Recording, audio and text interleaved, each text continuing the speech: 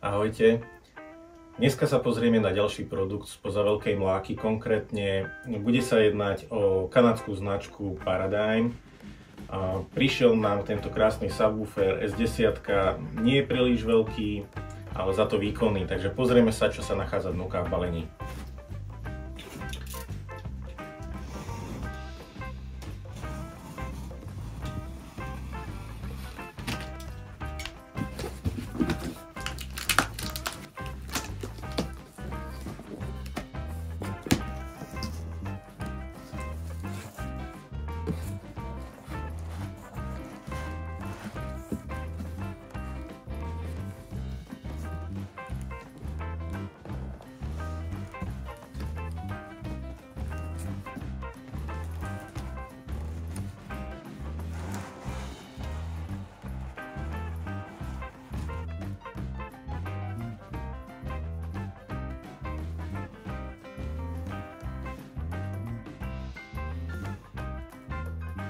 No tak tu máme krásavca.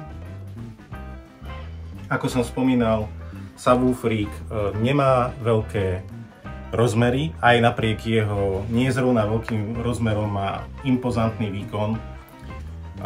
Jeho najnižší frekvenčný bod je až od 17 Hz. Dnuka sa nachádza D-čkový zosilňovač o výkone 500 W, v špičke dokonca dokáže ísť až do výkonu 1000 W. No a jeho nejaké prednosti, ktoré by som určite vyzdvihol, tak sú 64-bitový Ultra HRS procesor, ktorý vlastne sa stará o spracovanie signálu, a taktiež úplne perfektná vec, čo je, tak má korekciu miestnosti, čiže ARC-čko, Anthem Room Correct, ktorá sa vlastne stará o to, že pokiaľ nemáte úplne ideálnu akustiku v miestnosti, tak tento systém vám dokáže krásne tú miestnosť nakalibrovať.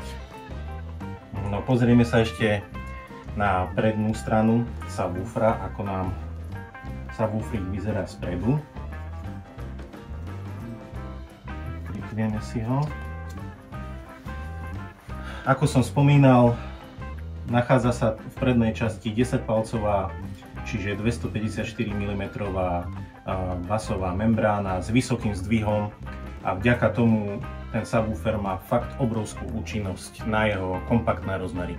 Tak a máme tu zadnú stranu subwoofera. Na zadnej strane, ako vidíte, tak máte bohatú konektivitu, čiže máte tu reproduktorové vstupy, takisto XLR-kový vstup, RCA-čkové vstupy, zapojenie pre trigger. Takisto zabudli sme pripomenúť veľmi dôležitú vec, že subwoofer má aj rovno v balení bezdrôtové pripojenie, čiže je tu prepínačík na spárovanie s bezdrôtovým pripojením, ovládanie hlasitosti. To sú v podstate také tie základné veci, ktoré sú na tej zadnej strane. V balení máme aj ďalšie príslušenstvo. Pozrieme sa, čo sa nachádza dnu. Čiže máme tu antirezonančné nožičky na napäťové káble a, ako sme už spomínali, bezdrôtový systém na pripojenie, pokiaľ nechcete subwoofer pripojiť káblom. My samozrejme odporúčame subwooferík, pokiaľ je tam možnosť, tak pripojiť káblom. Odporúčame americkú značku Wireworld subwooferových káblov. A takisto, pokiaľ si chcete upgradenúť zvuk, čo sa týka filtrácie, pasívnej filtrácie, tak odporúčame aj napäťové káble, ktoré sú trošičku kvalitnejšie od spoločnosti Wireworld. Ak by ste mali problémy aj čo sa týka zapojenia subwoofera, lebo nie každý vie, ako ten subwoofer sa má správne zapojiť, tak na našej stránke si môžete v blogovej časti prečítať článok o zapojení subwooferoch.